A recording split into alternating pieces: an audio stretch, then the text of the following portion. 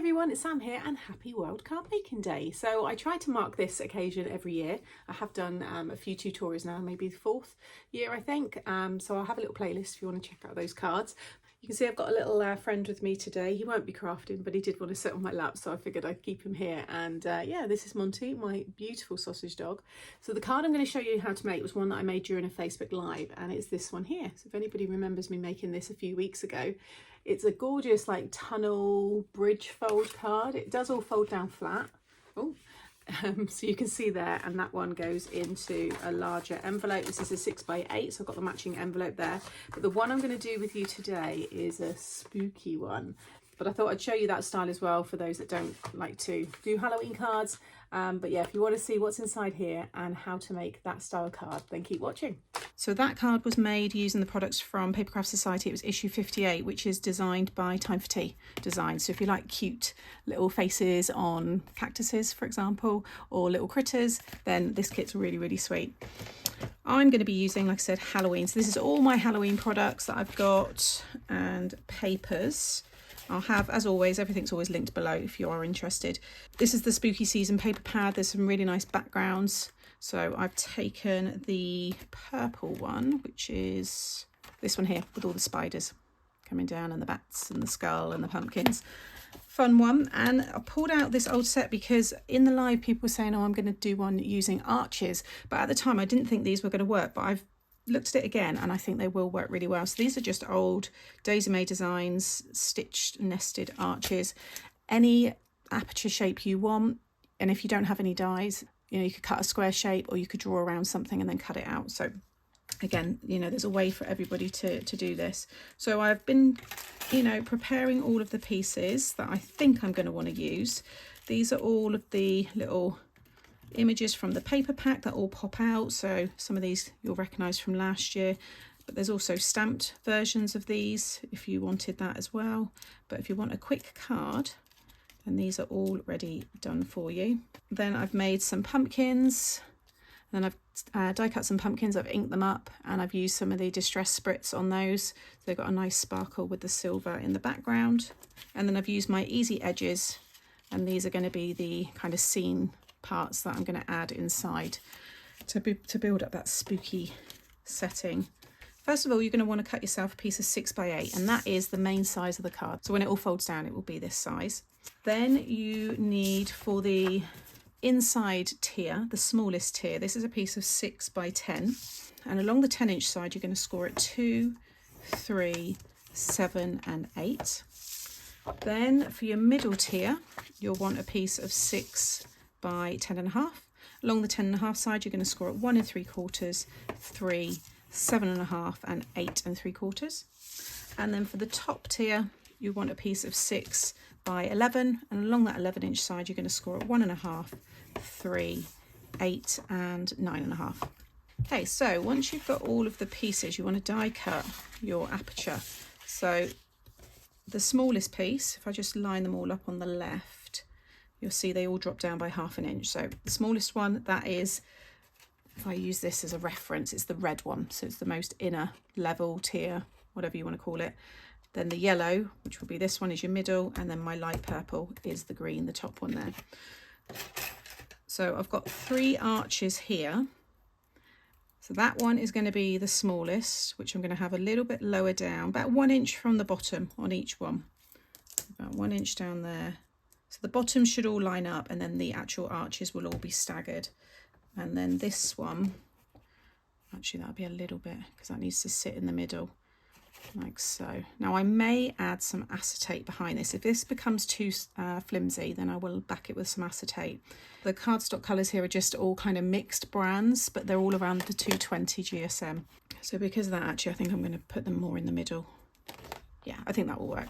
So tape them all in place and run them all through the die machine. If you want to make sure that they're all in the middle, die cut this one first and then lay it down over the top, making sure that these middle score lines are, you know, equally spaced either side of the next one down, and then just sit that one in the middle of it so it's all lined up nicely.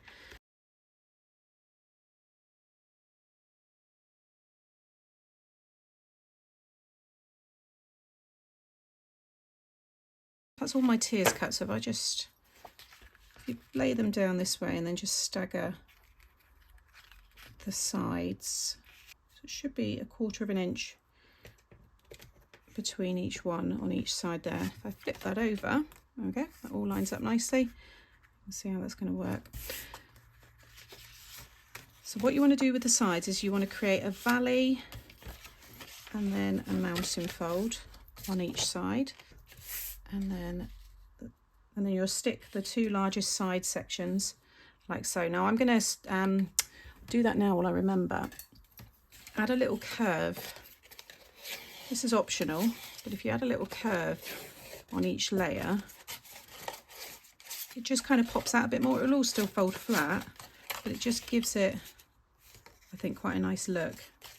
Obviously, be careful with each one because they, well, especially the top one there, it's quite thin. So again, valley and a mountain. And then just line up all the sides.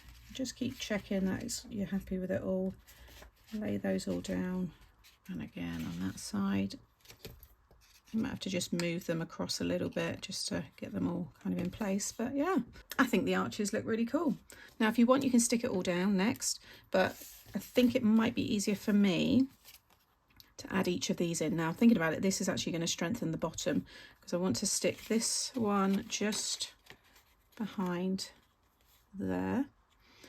Then I'm going to have some of the trees behind this one, and then again behind that one.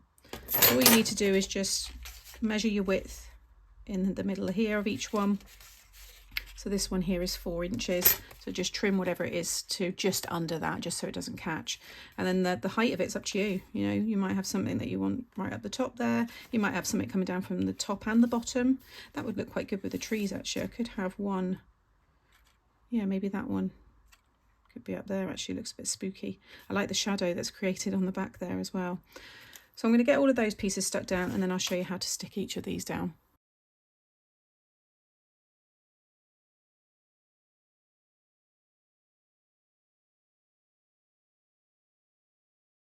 Okay, so I'm pleased with that, so we can start sticking it down. So start with your smallest one. I'm going to use the construction glue now because that's going to start to add strength to the card. You just want to pop your glue on the 2 outer panels, and it's the same for each layer. If you want, you can stick both down at the same time. I'm going to do one at a time. Okay, I'm going to take the next one, and you're always lining it up with the outer edge of the card, not the folds. You need the gaps, that then will, you know, that's what gives you the dimensional tiered look. Right, and again outside of the card, just give that a minute to dry. But while that is drying, I'm going to stick down these 2 pieces, and then I've got 2 for the other side. So I took one of the images from that pad and I've cut it out so that it all joins up, and each one of these will cover these 2 sides and then the 2 sides there, and they are 1.5 by 6. You'll see they're going to cover the whole panel because I want the image to join up. So you see there, and then that will go on there. Okay, so once you're happy it's dry, just fold over the top 2 there, and then you can start adding your glue to the back of those ones and stick them down. So again, make sure you go right up to the edge of that base card. Okay, and then again I've got these to stick back down, so it must be that way, yeah, so that one there, and then again on the side. If you want to decorate this, then I would stick your pattern paper on first and then cut your aperture. You might want to add a little frame to it and things like that. Okay, so that is everything stuck down. So now I'm going to add my decoration. So I think I'm going to have these pumpkins on the front. Maybe I'll have one behind. I might have to curve these a little bit as well, just so that they fit in. So it's a little bit of a pumpkin patch, something like that. And then I've got like spider's webs here, so they would look good just kind of in the corners. I'm going to have the witch on some foam, and she's going to be right on the back, so she's flying across. And then I've got lots of bats, so things like this can all just be attached around the frame. Although Dracula could look quite good rising, so maybe I might swap it for Dracula. I've got other kind of spiders there that could come down the side. So I'm just going to fill this up, and then I will start to prepare the envelope and the wax seal.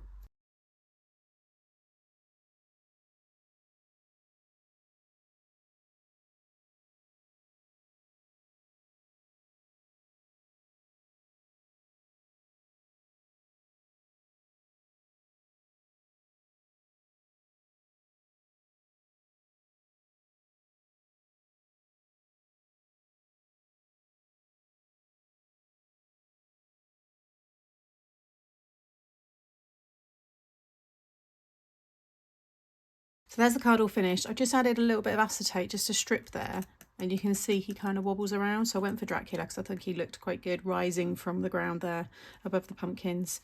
And yeah, I think it looks great. I've added foam behind lots of those bits as well, so there's a bit more dimension. And then on the back, I cut myself just a piece of cardstock a bit smaller. And it's going to be a thank you card, so thank you very much. And I've added some more icons there from the stamp sets. And then I've started to decorate the envelope. Now I don't have a lot of Halloween, well I don't have any Halloween themed stamps, so I've just gone for some dark kind of colours there that tie in with the card. I'm going to grab a purple one in a minute as well. But I will also want to stamp Boo on the back. I'm going to have a spider coming down here, I think. And I'm going to do my wax seal. I'll do that now because that wax is melted. So I'm just going to, because I'm not obviously sealing this just yet, so I'm just going to use my cooling plate and just pour that out. And then I've got the big thanks seal there. So I'll let that dry. I'm going to get everything else decorated and then I can reveal that.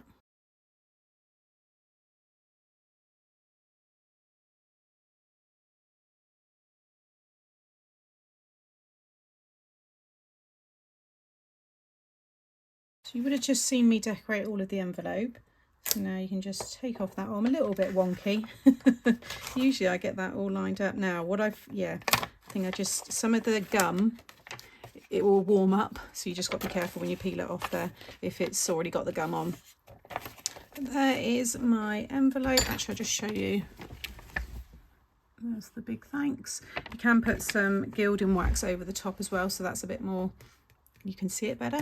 Got the boo, and then the front just added in the kind of purple colour there and the spider. I think it looks fab.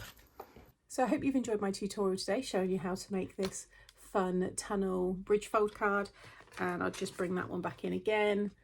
So hopefully there's something for everybody there, and I hope you get some time to craft today, whether it's card making or any kinds of paper crafts or just having some time to yourself. Happy World Card Making Day.